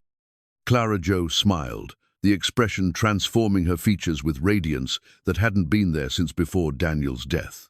"I'm learning to be. And I think the best place to practice courage is in a home built by love, with someone who understands that the strongest foundations are built on promises kept." The brass door key turned smoothly in the lock, opening not just a door, but a future filled with possibilities that honored both past and present, built on the solid foundation of love that had survived death, distance, and time to find new expression in hearts ready to accept its transformative power. The brass key turned in the lock with the smooth precision of perfect craftsmanship, and the door swung open to reveal the interior that Beau had finished with loving attention to every detail. Sunlight streamed through the carefully positioned windows, illuminating spaces designed specifically for Clara Joe's comfort and happiness. The wooden floors gleamed with hand-rubbed perfection. The built-in furniture showed the same artistic sensibility that had marked every aspect of the construction. Clara Joe stepped across the threshold, her breath catching as she took in the reality of what Daniel's love and Beau's dedication had created. The kitchen was positioned to catch morning light, just as Daniel had described in his letters. The sitting area faced west for evening conversations and sunset viewing. A small writing desk sat perfectly positioned near the front window, exactly the right height for her diminutive frame. "It's perfect," she whispered, her voice echoing softly in the space that seemed to welcome her like an embrace.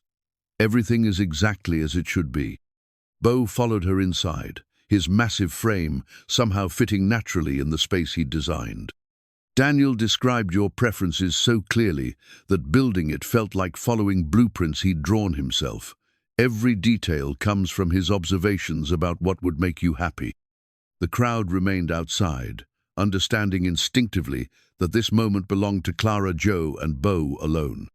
Through the windows, she could see faces filled with curiosity and hope, an entire community invested in the outcome of a love story that had unfolded before their eyes. Clara Joe moved through the rooms like someone discovering a place that had been waiting for her return. Each space felt familiar, yet new, designed around memories of preferences she'd forgotten she possessed. The bedroom window faced east for morning light. The pantry was positioned for cool storage. The sitting room arranged for both solitude and conversation. On the mantelpiece above the stone fireplace, she found a small wooden box that hadn't been there during her previous glimpses of the interior. Inside, nestled in soft cloth, was her original wedding ring, the one she'd removed after Daniel's death and kept in a drawer, too painful to wear but too precious to discard. "I found it in your things when I introduced myself properly to your landlord," Beau explained gently. "I hoped you might want to place it somewhere that honored what you and Daniel shared while leaving your heart free for what might come next." Clara Joe lifted the ring with trembling fingers, its familiar weight evoking memories of a younger woman who'd believed in forever and happily ever after.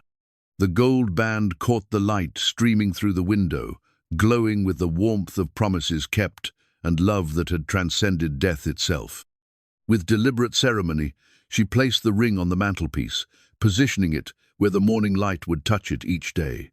"Thank you," she said softly, "for understanding that honoring the past doesn't mean being imprisoned by it."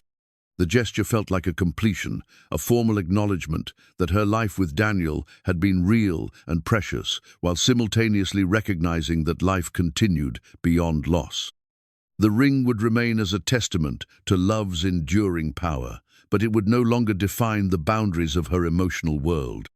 Beau watched her face as she explored each room, his expression mixing pride in his craftsmanship with something deeper and more personal.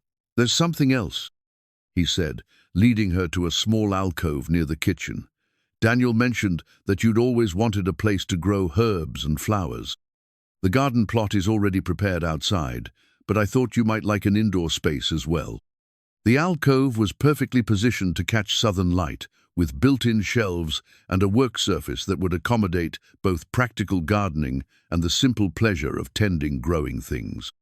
It was exactly the kind of thoughtful detail that revealed the depth of Daniel's attention to her dreams and Beau's commitment to honoring every aspect of his friend's vision. He noticed everything, Clara Joe said, tears flowing freely now. "Every preference, every dream, every small thing that brought me joy. And you remembered it all, built it all, made it all real. Daniel loved you with the kind of attention that most people reserve for prayer," Beau replied. "Building this house taught me what devotion looks like when it's translated into action." The townspeople outside had grown restless with curiosity, their voices carrying through the open windows in speculation and encouragement. Tommy Harrison's young voice rose above the others. "Are they going to live here together? Is Mrs. Benton going to marry Mr. Maddox?" The innocent questions forced the issue that both Clara Joe and Beau had been approaching with careful indirection. The house was complete, the promise fulfilled, but the future remained unwritten. Clara Joe felt the weight of decision settling on her shoulders, not just her own happiness, but the completion of a love story that had captured an entire community's imagination. "Beau," she said, turning to face him fully, "what you've done building this house, honoring your promise to Daniel, giving me back my sense of worth, it's changed everything about how I see my life." But I need to know, was this only about keeping a promise to a dead friend, or has it become something more? The question hung between them, like a bridge waiting to be crossed. Beau's expression showed the careful vulnerability of a man who'd learned that the most precious things in life often required the greatest courage to claim. It started as a promise, he admitted. But somewhere during these 7 days, watching you discover your own beauty reflected in these walls, seeing your heart open to possibilities you'd thought lost forever, it became about my own hope for happiness. I love you, Clara Joe, not just as Daniel's widow, but as the woman who's taught me that home isn't a place but a person worth building a life around. The words hung in the air like sunlight through stained glass, beautiful and transformative. Clara Joe felt her heart opening like a flower after long winter, ready to accept the love that had been offered with such patience and respect for her autonomy. I love you too, she said simply, the admission carrying years of fear, dissolved by courage, finally found. Not as Daniel's replacement, but as the man who's shown me that love multiplies rather than diminishes, that the heart's capacity for joy grows stronger with each act of faith. The declaration of love hung between them like a promise waiting to be sealed, beautiful and fragile and absolutely true. Clara Joe reached for Beau's hands, her fingers intertwining with his calloused ones, in a connection that felt both new and eternal. Outside, the crowd sensed the emotional crescendo unfolding within the house, their voices growing quiet with respectful anticipation. "Will you stay?" Clara Joe asked, her voice carrying 3 years of loneliness, finally ready to be transformed into something warmer and more hopeful. "Will you help me make this house into the home Daniel envisioned?" Beau's smile transformed his weathered features, revealing the gentle soul that had driven his impossible week of construction. "I'll stay as long as you'll have me. This house was built to shelter Lovett. Seems fitting that it should shelter ours." Through the window, they could see the porch swaying gently in the afternoon breeze, its chains catching the light like promises of peaceful evenings and quiet conversations. The swing represented more than just furniture, was an invitation to slowness, to the kind of measured contentment that comes from knowing you're exactly where you belong. "There's something I need to tell you," Clara Joe said, her voice carrying a note of gentle urgency. "When I place my wedding ring on that mantelpiece, it's not because I'm forgetting Daniel or diminishing what we shared. It's because I've learned that love isn't a finite resource but an infinite one. Loving you doesn't diminish my love for him, it honors his belief that I was worthy of all the happiness life could offer." Beau understood the significance of her words, the courage required to embrace new love without betraying the memory of the old.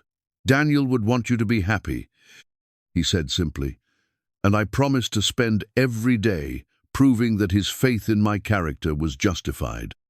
Outside, Tommy Harrison had grown impatient with adult indirection.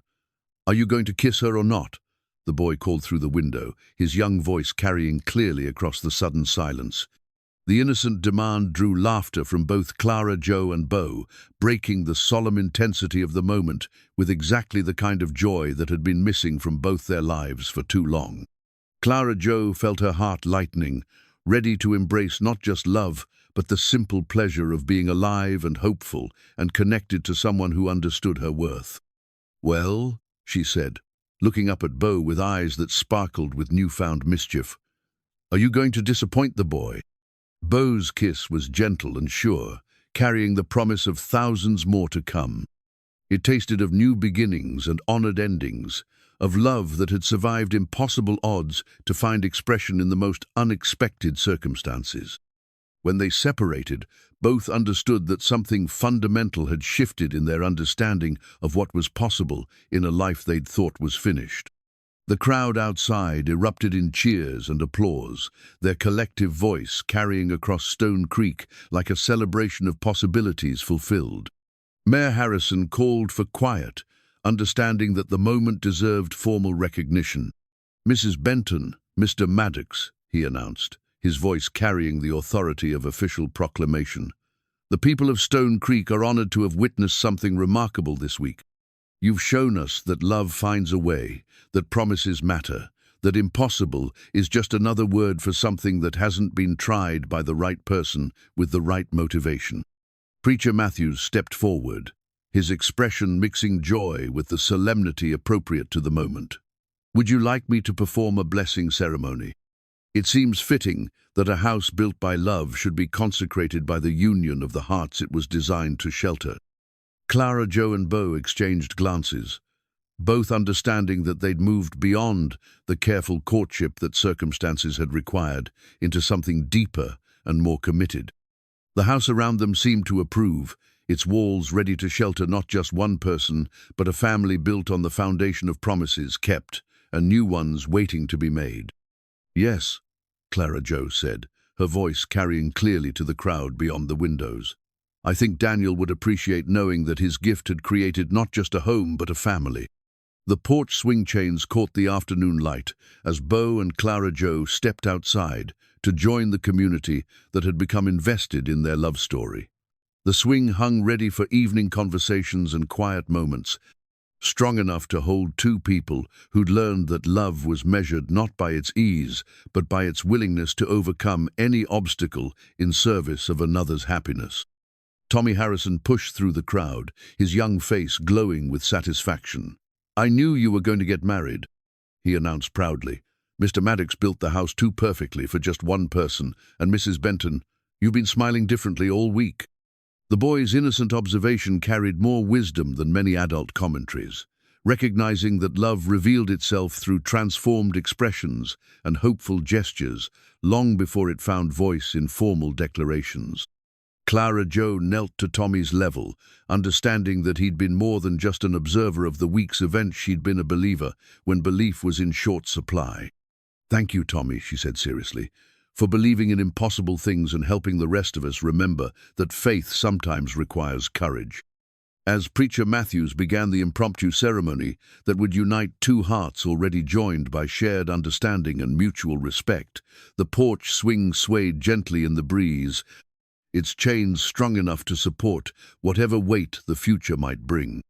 The house stood ready to shelter love that honored both past and future, built on the solid foundation of promises kept and new ones waiting to be made.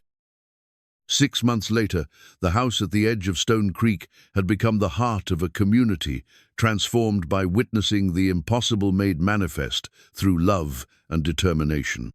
Spring had painted the prairie in wildflowers and new grass, and Clara Joe's garden bloomed with herbs and vegetables that spoke of someone who'd rediscovered the joy of nurturing growing things. The handmade quilt that covered the bed in the master bedroom told its own story of integration and acceptance. Clara Joe had sewn it during the long winter evenings, each square representing a memory worth preserving, each stitch a meditation on how lives could be woven together to create something more beautiful than either could achieve alone. The pattern incorporated elements from her life with Daniel, alongside symbols of her new life with Beau, creating a visual testament to love's capacity for expansion rather than replacement. Beau had established himself as Stone Creek's most sought-after carpenter, his reputation for impossible achievements drawing clients from across the territory. But he worked selectively now, accepting only projects that contributed to the community's growth and well-being. The house that had begun as a promise to a dead friend had become the foundation for a life dedicated to building up rather than merely building. Tommy Harrison had become a regular fixture on the porch, especially on summer evenings when Beau would teach him carpentry techniques while Clara Joe tended her garden. The boy had grown 3 inches during the winter and developed an encyclopedic knowledge of construction that impressed even experienced builders. His hero worship had evolved into genuine friendship, the kind of bond that forms between someone seeking wisdom and someone willing to share it patiently. "Mr. Beau," Tommy said on this particular evening, his young hands carefully shaping a small wooden bird under expert guidance, "do you think I could build something impossible someday?" Beau smiled, his weathered features showing the contentment of someone who'd found his place in the world. "Tommy, impossible is just another word for something that hasn't been attempted by someone with the right motivation. Find something worth building for someone you love, and you'll discover capabilities you never knew you possessed." Clara Joe looked up from where she was harvesting herbs for the evening meal, her face glowing with the health and happiness that had returned gradually but completely during their months together. The slight limp that had marked her gait since Daniel's death had almost disappeared, as if her body had healed in response to her heart's restoration. "Dinner will be ready soon," she announced, her voice carrying the warm authority of someone who'd reclaimed her role as creator of home and comfort. "Tommy, you're welcome to stay if your parents approve."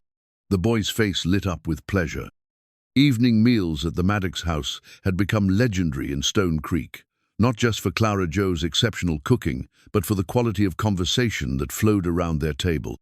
Beau and Clara Joe had developed the habit of inviting neighbors, travelers, and anyone who seemed in need of a place where they belonged, transforming their home into an unofficial community center. Mayor Harrison arrived just as the sun began its descent toward the horizon, his expression showing the satisfaction of a man whose town had prospered beyond his most optimistic projections. The story of Beau's impossible house had drawn visitors and new residents, transforming Stone Creek from a struggling frontier settlement into a thriving community known for its belief in possibilities. "Evening, folks," Harrison called as he approached the porch where Beau and Tommy continued their woodworking lesson. "Mind if I join you? I have some interesting news to share." Clara Joe emerged from the kitchen with a pitcher of fresh lemonade, her movements showing the unconscious grace of someone completely comfortable in her surroundings. "Always room for one more, Mayor? What's your news?" "The territorial governor wants to visit next month," Harrison announced with barely contained pride. "Seems our story has reached all the way to the capital. They're calling Stone Creek an example of what frontier communities can accomplish when they believe in each other's potential." Beau looked up from his instruction, Tommy's half-finished bird temporarily forgotten. "That's quite an honor. Though I hope you won't expect me to perform any more impossible feats for official entertainment." "Actually," Harrison replied with a knowing smile, "he's more interested in understanding how one man's dedication to keeping a promise transformed an entire community's understanding of what was possible." "You've become something of a legend, Beau." Clara Joe settled into the porch, swing beside her husband, her hand naturally finding his as they watched the sunset paint the prairie in shades of gold and crimson. The swing that had represented possibility during the house's construction now symbolized the contentment of dreams fulfilled and new ones taking shape. "The real legend," she said softly, "is how love finds ways to express itself across any distance, through any obstacle. Daniel's love for me found its voice through Beau's hands and heart. That's the story worth telling." As darkness settled over Stone Creek, lights began appearing in windows throughout the town. But the warmest glow came from the house at the edge of settlement, where a family built from love and loss and faith in impossible things gathered around a table that always had room for one more. Tommy stayed for dinner, as had become his custom twice a week. The conversation ranged from construction techniques to community gossip to philosophical discussions about the nature of love and commitment that the boy absorbed with the intensity of someone learning life's most important lessons. "Mrs. Clara Joe," Tommy said as the meal wound to a close, "do you ever miss your old life? Before the house? Before Mr. Beau?" Clara Joe considered the question with the seriousness it deserved. "I miss Daniel every day, Tommy. But I've learned that missing someone and being grateful for new blessings aren't contradictory feelings. Love doesn't diminish when it's shared, it multiplies. This house shelters my love for Daniel alongside my love for Beau, and there's room for both because the heart is infinitely expandable." Later, after Tommy had been escorted home and the dishes cleared away, Beau and Clara Joe returned to their porch swing to watch the stars emerge in the clear prairie sky. The chains creaked softly under their combined weight, a sound that had become as comforting as a lullaby. "Any regrets?" Beau asked, his arm tightening around his wife's shoulders. "Only that Daniel can't see how perfectly his plan worked out," Clara Joe replied, He chose his messenger so carefully, trusting that the man capable of keeping an impossible promise would be someone capable of loving me the way I deserved to be loved. The handmade quilt waited in their bedroom, its interwoven patterns telling the story of lives joined in service to something larger than individual happiness. Tomorrow would bring new challenges, new opportunities to build something beautiful for their community, new chances to prove that love was indeed the strongest foundation for any construction project. But tonight, as they swayed gently in the swing that had been crafted with such care, Beau and Clara Joe Maddox were simply two people who'd learned that impossible was just another word for something that hadn't yet been attempted by hearts brave enough to believe in love's transformative power. The house stood solid around them, its walls sheltering dreams fulfilled and new ones taking shape, built on the foundation of promises kept and love that had survived death itself to find new expression in hearts ready to accept its infinite possibilities.